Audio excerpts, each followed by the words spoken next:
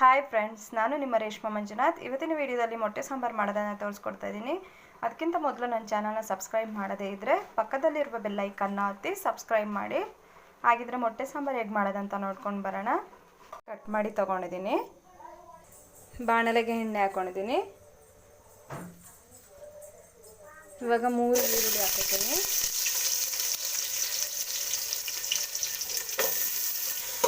ಸ್ವಲ್ಪ ಫ್ರೈ ಮಾಡ್ಕೋತೀನಿ.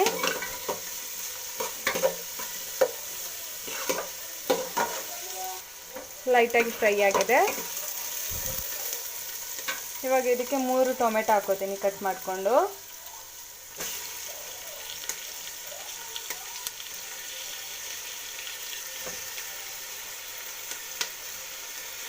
ಇದು ಸ್ವಲ್ಪ ಬೇಯಬೇಕು.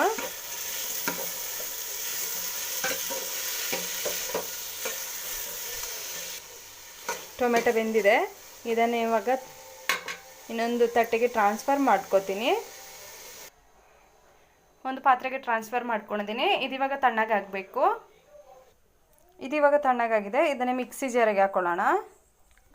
ಮಿಕ್ಸಿ ಜಾರಿಗೆ ಹಾಕ್ಕೊಂಡಿದ್ದೀನಿ. ಇದಕ್ಕೆ 3ರಿಂದ 4 ಬೆಳ್ಳುಳ್ಳಿ ಹಾಕೋತೀನಿ. 1 ಬೌಲಷ್ಟು ತೆಂಗಿನಕಾಯಿ ಹಾಕೋತೀನಿ. ತೆಂಗಿನಕಾಯಿ ಬೇಡ ಅಂದರೆ ಸ್ಕಿಪ್ ಮಾಡ್ಬೋದು. ಸ್ವಲ್ಪ ಅರಿಶಿಣ ಹಾಕೋತೀನಿ. ಸ್ವಲ್ಪ ಜೀರಿಗೆ ಹಾಕೋತೀನಿ. 1.5 ಸ್ಪೂನು ಖಾರದ ಹುಡಿ ಹಾಕೋತೀನಿ.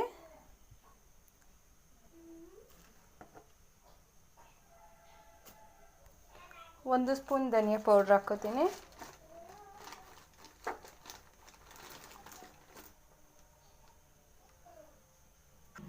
ಅರ್ಧ ಸ್ಪೂನ್ ಗರಂ ಮಸಾಲ ಹಾಕೋತೀನಿ. ಇವಾಗ ಇದನ್ನು ನುಣ್ಣಗೆ ರುಬ್ಕೊಳ್ಳೋಣ. ನುಣ್ಣಗೆ ರುಬ್ಕೊಂಡಿದ್ದೀನಿ. ಬಾಣಲೆಗೆ 2 ಸ್ಪೂನಷ್ಟು ಎಣ್ಣೆ ಹಾಕ್ಕೊಂಡಿದ್ದೀನಿ. ಇವಾಗ ಇದರಲ್ಲಿ ಮೊಟ್ಟೆ ಫ್ರೈ ಮಾಡ್ಕೊಳ್ಳೋಣ. ಎಣ್ಣೆ ಕಾದಿದೆ. ಇವಾಗ ಇದಕ್ಕೆ ಮೊಟ್ಟೆ ಹಾಕ್ಕೊಳ್ಳೋಣ.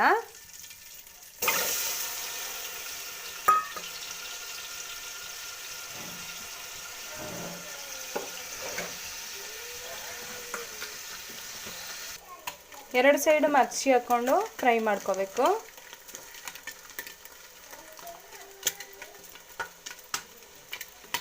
ಎರಡು ಸೈಡ್ ಫ್ರೈ ಮಾಡ್ಕೊಂಡಿದ್ದೀನಿ. ಇದನ್ನು ಇವಾಗ ಒಂದು ಬೌಲ್ಗೆ ಹಾಕ್ಕೊಳ್ಳೋಣ. ಒಂದು ಕೋಪಿಗೆ ಹಾಕಿಟ್ಕೊಂಡಿದ್ದೀನಿ. ಇವಾಗ ಅದೇ ಪಾತ್ರೆಗೆ ಸ್ವಲ್ಪ ಎಣ್ಣೆ ಹಾಕ್ಕೊಂಡಿದ್ದೆ. ಅದಕ್ಕೆ ರುಬ್ಬಿಟ್ಟಿರೋದನ್ನು ಹಾಕ್ಕೊಳ್ಳೋಣ.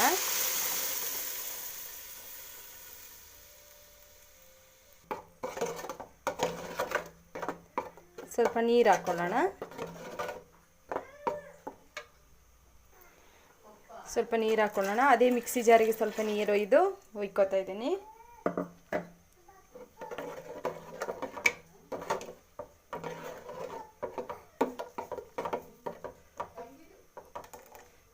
ಇವಾಗ ಇದಕ್ಕೆ ಇನ್ನೂ ಚೂರು ನೀರು ಹಾಕ್ಕೊಳ್ಳೋಣ.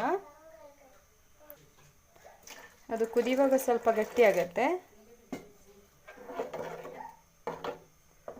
ಇಷ್ಟು ತೆಳಗೆ ಮಾಡ್ಕೊಂಡಿದ್ದೀನಿ. ಮೊಟ್ಟೆ ಹಾಕುವಾಗ ಇನ್ನೂ ಸ್ವಲ್ಪ ಗಟ್ಟಿ ಆಗತ್ತೆ. ಇವಾಗ ಇದಕ್ಕೆ ಉಪ್ಪು ಹಾಕ್ಕೊಳ್ಳೋಣ.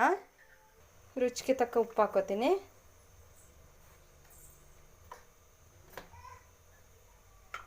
ಇವಾಗ ಇದು ಚೆನ್ನಾಗಿ ಕುದಿಬೇಕು. ಆಮೇಲೆ ಮೊಟ್ಟೆ ಹಾಕ್ಕೊಳ್ಳೋಣ.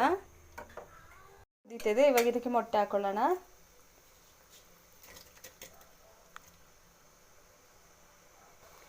ಮೊಟ್ಟೆ ಹಾಕ್ಕೊಂಡಿದ್ದೀನಿ. ಇದು ಇನ್ನೂ ಚೂರು ಕುದೀಲಿ. 5 ನಿಮಿಷ ಕುದಿಸೋಣ.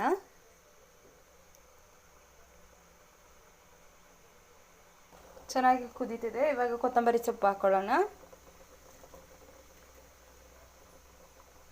ಬೇಕು ಅಂದರೆ ಹಾಕೋಬೋದು, ಇಲ್ಲ ಸ್ಕಿಪ್ ಮಾಡ್ಕೊಳ್ಳಿ. ಈಗ ಮೊಟ್ಟೆ ಸಾರು ರೆಡಿಯಾಗಿದೆ. ಮೊಟ್ಟೆ ಸಾಂಬಾರು ರೆಡಿಯಾಗಿದೆ. ಈ ರೆಸಿಪಿ ಇಷ್ಟ ಆದರೆ ನನ್ನ ಚಾನಲ್ನ ಲೈಕ್ ಮಾಡಿ, ಶೇರ್ ಮಾಡಿ, ಸಬ್ಸ್ಕ್ರೈಬ್ ಮಾಡಿ. ಈ ರೆಸಿಪಿನ ನೀವು ಒಮ್ಮೆ ಟ್ರೈ ಮಾಡಿ.